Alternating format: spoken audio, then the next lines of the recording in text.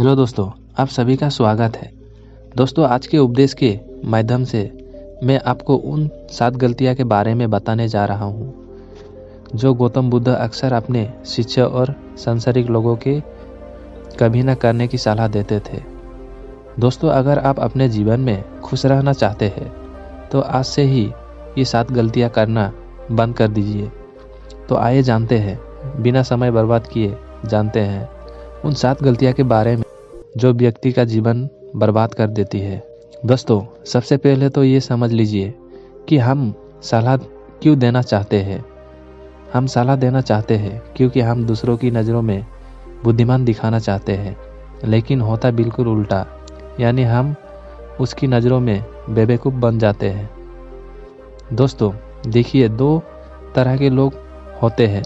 एक तो वो जो बड़ी बड़ी कहानियाँ सुनाते हैं लेकिन उनकी बातों लोगों पर कोई असर नहीं होता, और दूसरे वो है जो एक शब्द कहते हैं और लोगों के दिल कांप उठते हैं। इसीलिए ऐसा इंसान बनो जिसका हर बात की वैल्यू हो। एक छोटी सी घटना से मैं आपको समझाता हूँ।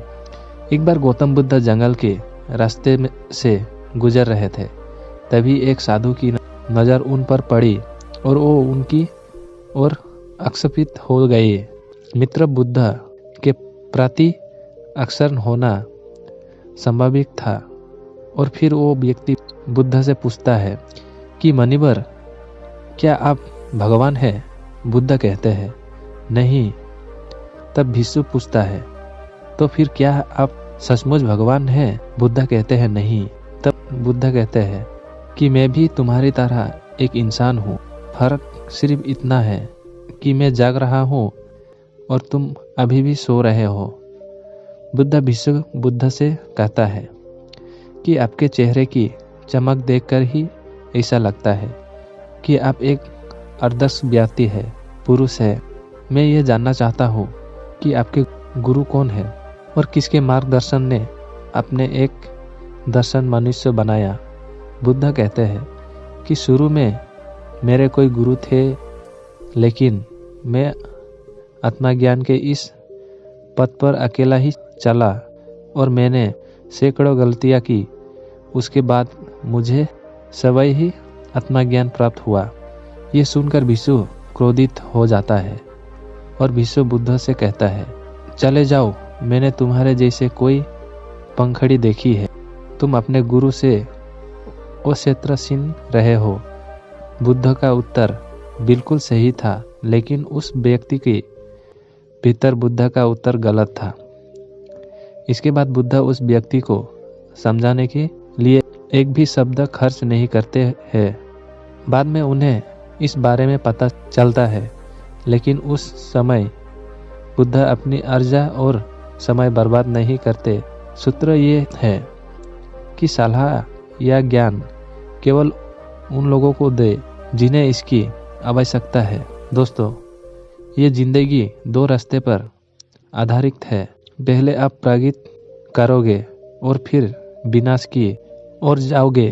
तो एक बात तो तय है कि अगर आप अभी प्रगति नहीं कर रहे हैं तो आप हर पल विनाश की ओर बढ़ रहे हैं। ये बात भले ही आप जानते हैं या नहीं। दोस्तों, लोग नस इसलिए नहीं छोड़ते क्योंकि उन्हें भी अभी तक पता नहीं होता कि ये भविष्य के कितना विनाशकारी हो सकता है।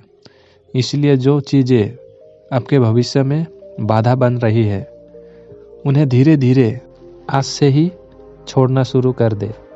फिर आपकी ज़िंदगी धीरे धीरे बदलने लगेगी। तीसरी बात, हर किसी की सलाह को गंभीर से ना ले।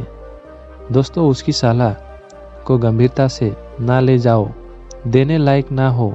कैसे पता करें कि कौन योग्य है और कौन नहीं?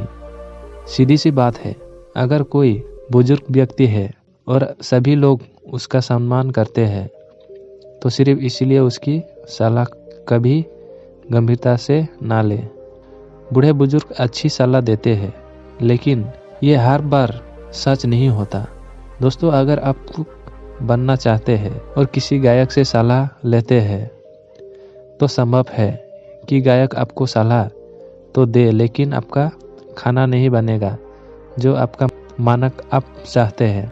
हर सलाह को अपने अनुभव के आधार पर परखो और बिना अनुभव किए किसी नतीजे पर ना पहुँचे। तो दोस्तों, हर किसी की सलाह को गंभीरता से ना ले। चौथा नंबर, ना तो अपनी माँ का अपमान करे और ना ही किसी को आपका अपमान करने दे। इस पूरी दुनिया अगर कोई है जो आपको निर्भरता भाव से प्यार करता है तो वो आपकी अपनी माँ है।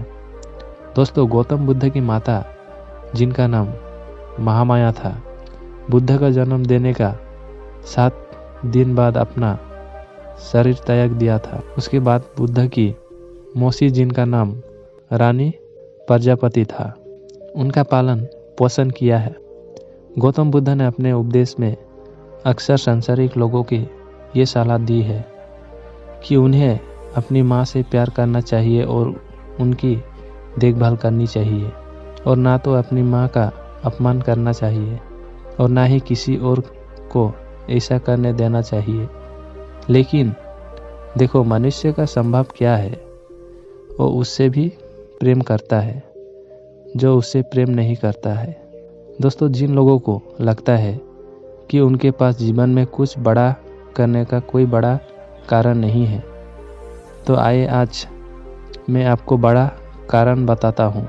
अपनी माँ के लिए कुछ अच्छे करे, उन्हें वो जीवन दे जिसकी वो हकदार है। 5वां बात यह है दोस्तों, अगर आप ध्यान से देखेंगे तो पाएंगे कि आप सारा दिन दूसरों के बारे में ही सोचते रहते हैं और फिर अंत में दुख ही मिलता है।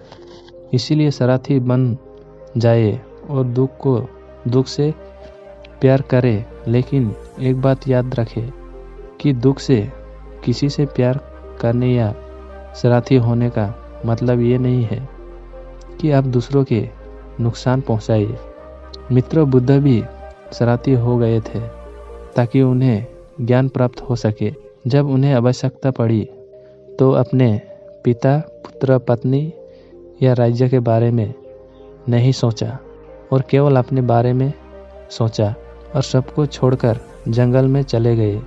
इसलिए जीवन में शरारती होना जरूरी है, लेकिन सही मकसद के लिए और ताकि इससे किसी को नुकसान ना पहुंचे। 6 नंबर, अपने आप को सबसे बुद्धिमान समझना बंद करें और सिखाना बंद करें। दोस्तों, हमारे समाज में ऐसे बहुत से लोग हैं जो अपने आप को सबसे बुद्धिमान मानते हैं और हमेशा कहते हैं कि उन्हें सब कुछ आता है। ऐसा लोग कभी भी कुछ नया सीखने की कोशिश नहीं करते, जिसके कारण वो हमेशा पीछे रह जाते। दोस्तों, जब हम कहते हैं कि हम सब कुछ जानते हैं तो हम अपने हाथों से ज्ञान प्राप्त करने का दरवाज़ा बंद कर लेते हैं, जिससे हम पिछड़ने लगते हैं। दोस्तों, बिल गेट्स और वॉरेन बफेट आज भी दिन में ज़्यादातर समय पढ़ते रहते हैं और कुछ नया सीखते रहते हैं।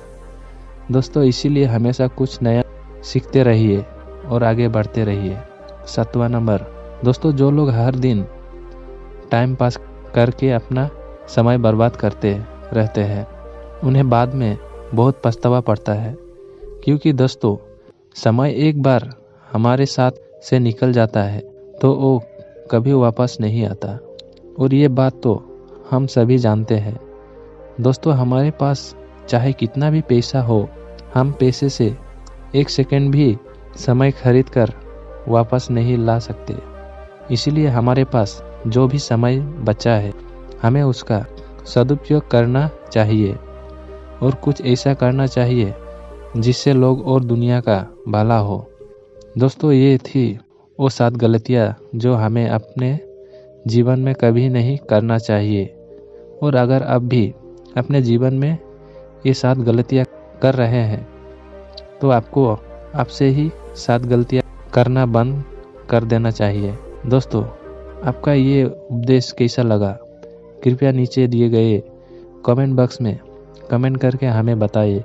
साथ ही अगर आपको ये प्रवचन पसंद आया और ये आपके लिए उपयोगी लगा तो इस प्रवचन को अपने दोस्तों के साथ ज़रूर शेयर करें।